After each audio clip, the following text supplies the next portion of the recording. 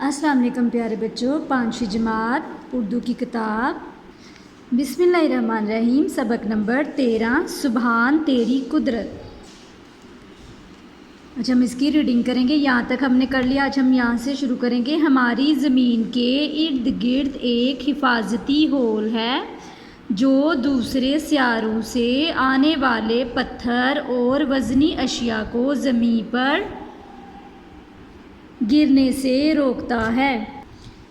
ये हिफाजती whole ozone की तह कहलाता है जो सूरज से आने वाली कई खतरनाक किस्म की शुआओं को भी हमारी ज़मीन तक पहुंचने से रोकता है। अब्दुल्ला ने अपनी बात मुकम्मल की तो उस्ताद साहिब ने इसे भी शाबाश दी और बच्चों को मज़ीद बताया कि इस ज़मीन पर ज़िंदा रहने के लिए हवा और पानी अज़ हद ज़रूरी हैं।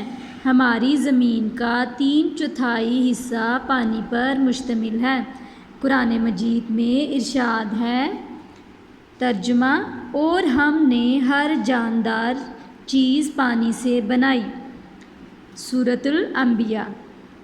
इसी तरह सांस लेते वक्त हम हवा से ऑक्सीजन हासिल करते हैं। हमारी फ़िज़ा में ऑक्सीजन का इतना ही दबाव मौजूद है जो हमारे सांस लेने के लिए ज़रूरी है। ये दबाव कम या ज़्यादा हो जाए तो हमारे लिए सांस लेना दुश्वार हो जाए।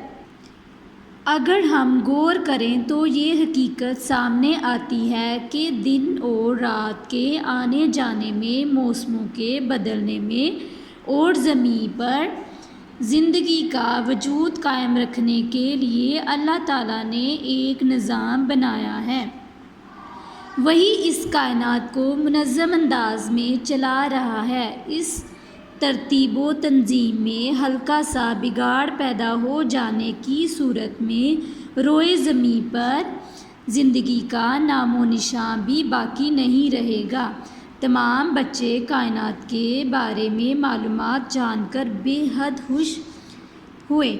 उस्ताद साहब ने पूरी जमात के बच्चों में छोटे छोटे तोहफ़े तकसीम किए, क्योंकि इस सरगर्मी के लिए मेहनत तो सभी ने की थी ना। आए मज़ीद जाने। हमारी ज़मीन जिस कहकशां का हिस्सा है उसे मिल्की वे कहते हैं।